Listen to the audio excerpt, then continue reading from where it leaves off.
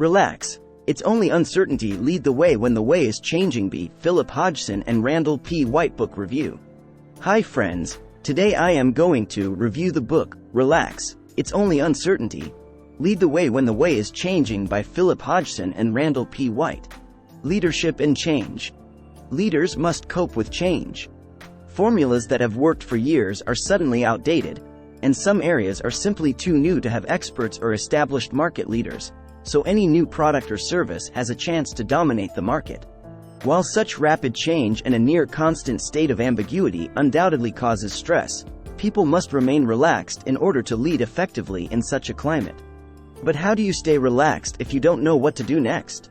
In the end, leadership is not a status, it's a state of mind, and the relaxed leader is likely to be the most effective. The answer is surprisingly simple: practice. Leadership is as much an inner state as an outer position, and its state of mind can be practiced and learned like any other skill. You may have been told that your personality type was suited for certain kinds of tasks and not ideal for others, but you can make surprisingly large changes to your skill level. The ABCs of change management are: 1. Attitude. Enthusiasm for a task makes learning any skill easier. 2. Behavior. Skills can be learned a bit at a time, reinforcing a positive attitude. 3. Capability. Practice, review your progress, and always look to the next level. Enablers. The toolkit of coping skills. The 8 main groups of ambiguity coping skills and attitudes are called enablers. You may recognize yourself or others in this list, indicating personality matches with one or more of these types, but these behaviors can be practiced and learned regardless of personality type. Mystery seeking. Born mystery seekers are insatiably curious, willing to try new things and seemingly energized rather than daunted by uncertainty. They delight in difficult learning, in discovering and mastering something new not just to them, but to the whole world. Practice these attitudes by consciously questioning. Remember being a child or talk to children and let their drive to discover inspire you. Risk tolerant. Ever notice how some people find it easy to make decisions despite incomplete data? Those who are born tolerant of risk aren't indiscriminately impetuous, but they are willing to take a chance of failing if the upside is compelling enough. Look back at your own failures. Were they really that bad? Did you learn from them? Revisit a successful decision, and consider what would have been the least amount of information that would have led to that same choice. Take on risk one step at a time. Future scanning. Commonly seen in entrepreneurs, this skill links a vivid vision of the future with the ability to understand the detailed implications of that vision. These people have a knack for asking insightful, penetrating questions that only seem obvious in hindsight. Experiment with asking this type of question. This requires you to face any fear you may have of sounding slightly ridiculous. What will your business look like in 5 years? 10 years?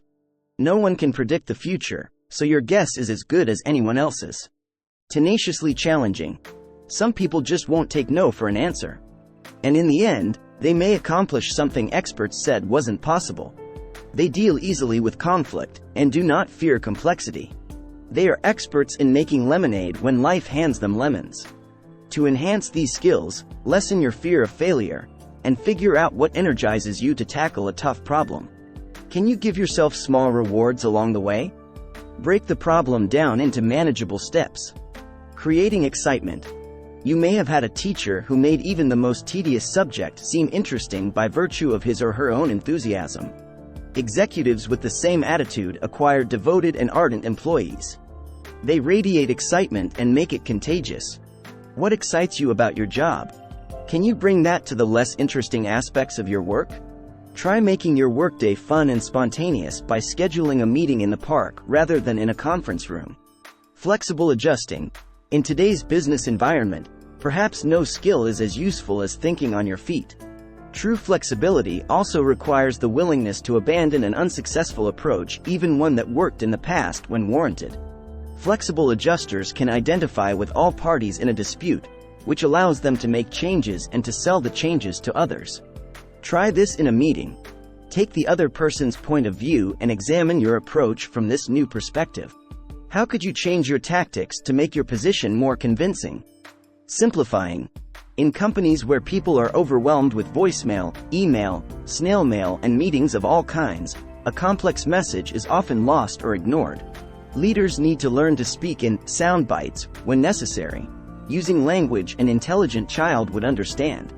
Advertisers know this, but can you make it work in your organization? Practice rewriting memos and company-wide emails to get the essence across in 25 words or less. Better still, can you summarize your company and its business in one clear, simple sentence? Can you communicate that slogan to your employees and customers? Focusing. Every leader has multiple responsibilities and a hierarchy of priorities. But some seem uniquely gifted at winnowing these down to a few, focused action items. While too fine a focus can resemble obsession, the ability to focus is crucial to meeting deadlines, budgets, and customers' expectations. Analyze a recently completed project to assess how much time you spent on each aspect. Did you spend too much time on any given aspect to the detriment of the overall goal? Can you learn anything from this that you can apply to the way you handle future projects? Restrainers. Of course, some behaviors can keep you from coping well with ambiguity. You may notice that some of these so-called restrainers are the dark sides of some enabling skills. Any organization that is coping with continual change, and show us one that isn't, will need to face up to conflict. Look for these behaviors and attitudes in yourself, and use these tips to try to decrease their grip on your ambiguity coping skills. Poor transitioning. Today's executives need to deal with many types of tasks and situations, from company-wide meetings to supportive chats with coworkers. People who use the same style of interaction for all their activities inevitably rub others the wrong way, even if they are very good at one particular type of interaction.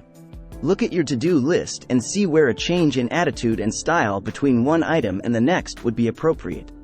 Anticipate this transition and shift consciously. Practice this skill and evaluate your progress. Ask a trusted colleague how you're doing. Being a wet blanket. Everyone is familiar with the manager who dislikes his job and also smothers the enthusiasm of employees and coworkers. These managers may live in the good old days, or simply take every opportunity to criticize. Imagine that you are like this. Write down the things you would say to diminish your colleagues' and subordinates' motivation. Do you ever catch yourself saying things similar to the ones on your list? Be honest. Try to improve this behavior by consciously looking for reasons to be enthusiastic about your work and the work of others. Conflict avoiding. Disagreements may be inevitable to ensure the free, open exchange of ideas, but some people avoid the slightest perceived conflict. They often have trouble distinguishing between the personalities and emotions involved and the ideas that are being disputed. They may overcompensate by playing peacemaker or trying to accommodate everyone's ideas, an exhausting balancing act. Instead of getting emotionally involved in a dispute, focus on the discussion's content. Muddy thinking. Some people never seem to grasp fully the implications of what they say and do. The worst example is the person who appears to convey clear, simple ideas but who is merely repeating phrases heard or read elsewhere. This person sounds good, but the ideas disintegrate under the simplest questioning. If this describes you, simplify. Try to describe your main projects in 25 words or less.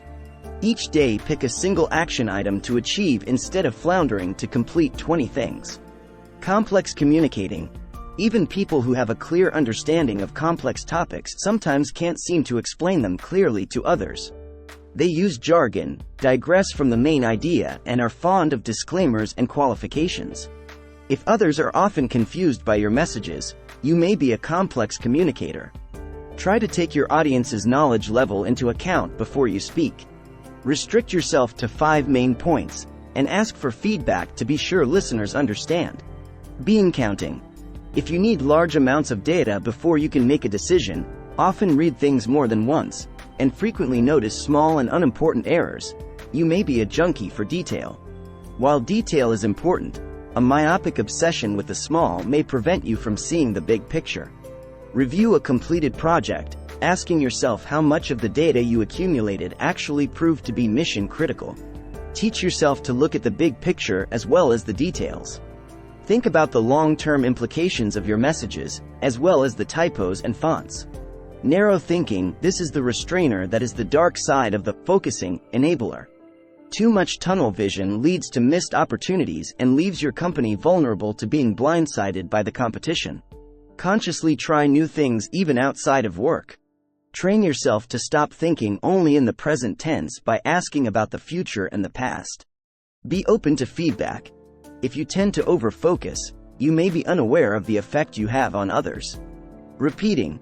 Repeaters think that once they have found the formula for doing something, it will always work the same way. They live in the past and discount anything new or different. This behavior pattern is dangerous in a time of near constant change. Think about tasks you always approach the same way. Now try an alternate way to do some of them. When you find yourself thinking about the good old days, try casting your thoughts into the future instead. Face your fear of change and strangeness by taking risks. Start small and see how it feels. A brief history of leadership. In the past, leaders were born, not made. Kings inherited their thrones, and government and business officials often were groomed for their destinies beginning at birth. During World War II, the US and Britain faced shortages of officers, and began to assess the qualities of ideal leaders so as to identify potential officers among the military ranks. Post-war, that approach spread to business, leading to the emerging field of leadership theory. There are three main approaches to leadership. Each one is ideal for certain contexts but disastrous in others. 1. Command and control. This is leadership by expertise. 1. The leader supervises and teaches the followers, and promotion is usually achieved by increasing competence at particular tasks. 1. This approach is used in data-heavy areas like law and tax consulting. 2. Visionary leadership. The leader has a vision, but probably doesn't know all the details necessary to achieve it. 2. So he or she authorizes the employees to do whatever is necessary, resulting in a more decentralized structure. 3. Learning leadership. When the future is so ambiguous that no one really has a vision, the leader and the followers work together to create the vision. 3. This entails moving consciously toward ambiguity rather than avoiding it. The real mark of a leader is confidence with uncertainty, the ability to admit to it and deal with it.